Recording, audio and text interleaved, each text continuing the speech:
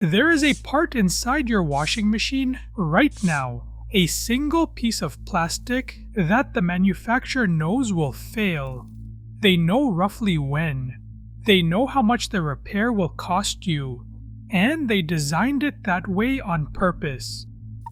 Most people assume that when you spend $800 or $1,200 on a new washing machine, you are getting something built to last. And 20 years ago, that was a fair assumption.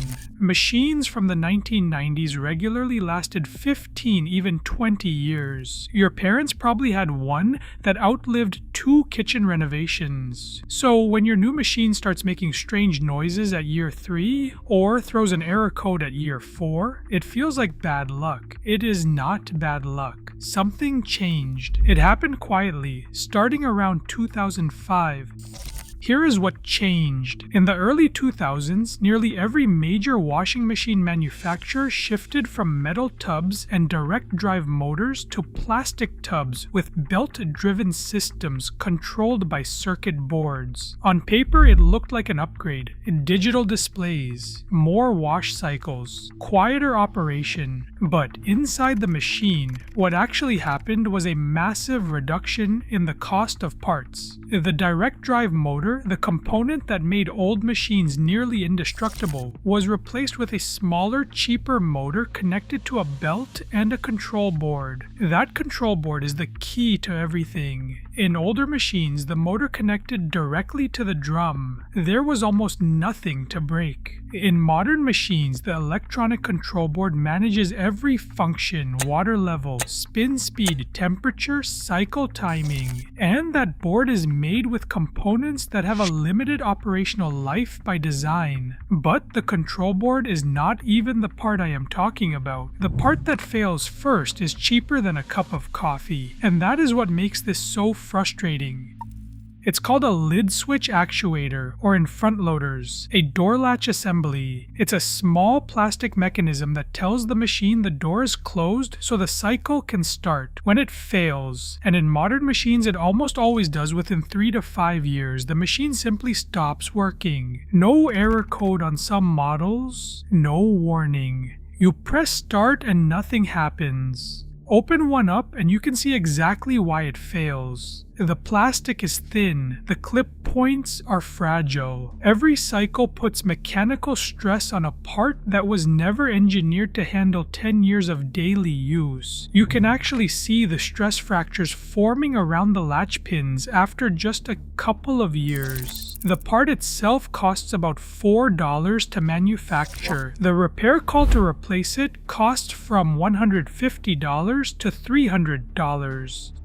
So why would a company use a $4 part that they know will fail? Because the economics of the appliance industry completely changed in the last 2 decades. In the 1990s, the washing machine market had over a dozen major manufacturers competing on durability. Today, roughly 80% of all washing machines sold in the US come from just 3 parent companies. When competition shrinks, the incentive to build a longer lasting product disappears because there is nowhere else for the customer to go.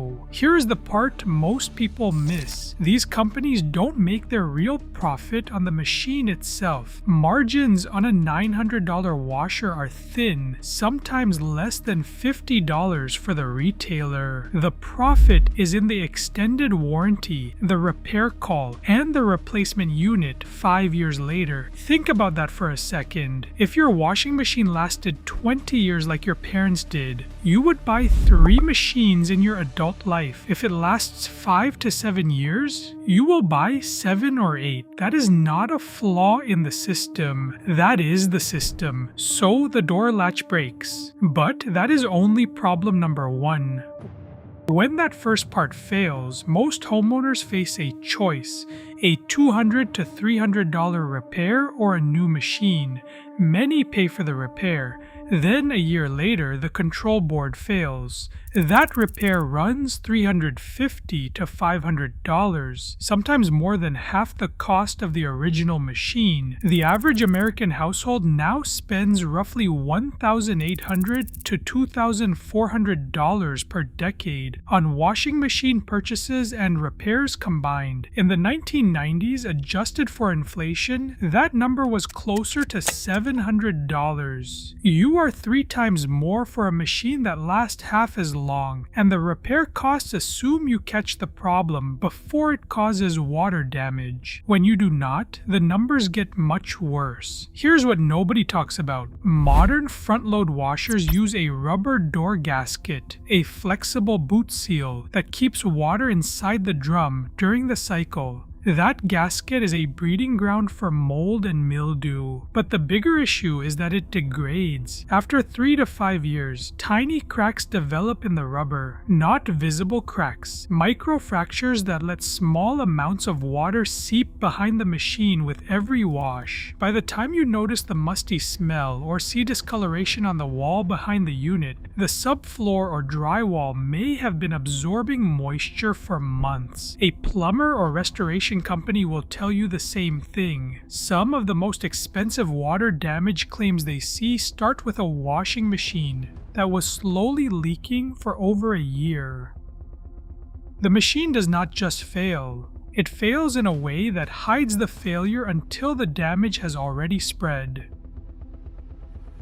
Appliance repair technicians who have been working on machines for 20 plus years describe the shift in blunt terms. The older machines, Speed Queens and old generation Maytags with the direct drive transmission, almost never showed up in the shop. When they did, it was a belt or a coupler, a $15 fix. Now, the most common repairs they see on machines less than 5 years old are control board failures, door latch assemblies, drain pump motors, and bearing replacements on front loaders. That bearing replacement alone can cost more than the machine is worth because in many modern designs, the outer tub and bearing are a sealed unit. You cannot replace just the bearing. You have to replace the entire tub assembly. Repair techs will also tell you something manufacturers never mention. Most modern machines are not designed to be repaired efficiently. Parts are harder to access. Proprietary fasteners require special tools. Diagnostic codes are locked behind manufacturer software. The machine is harder to fix on purpose because they would rather you buy a new one. This is the core of the problem, and it goes beyond just washing machines. The appliance industry has adopted what engineers call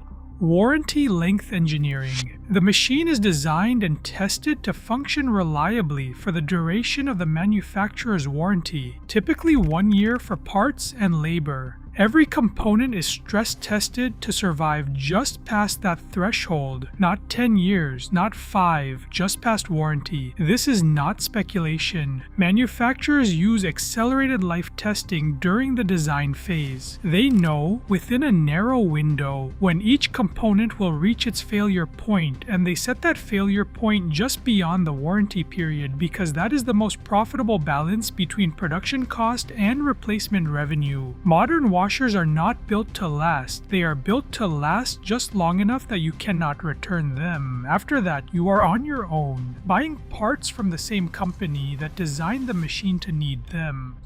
So what can you actually do? First, if you're buying a new washing machine, look for a direct drive motor. Speed Queen still uses them in their residential line. They cost more upfront, around $1,000 to $1,400, but they are built on the same platform as their commercial laundromat machines. A laundromat machine runs 8 to 10 cycles a day and lasts 15 years. Your home machine runs 1 or 2 cycles. Do the math. Second, avoid front-load washers unless you are committed to cleaning the door gasket after every use and leaving the door open between cycles. The mold and gasket degradation issues are real and widespread. Third, if you are buying any brand, Check whether the outer tub and drum bearing are serviceable as separate parts. If the bearing is sealed into the tub, that machine has a built-in expiration date. Ask the retailer directly. If they cannot answer, look it up on a parts site before you buy.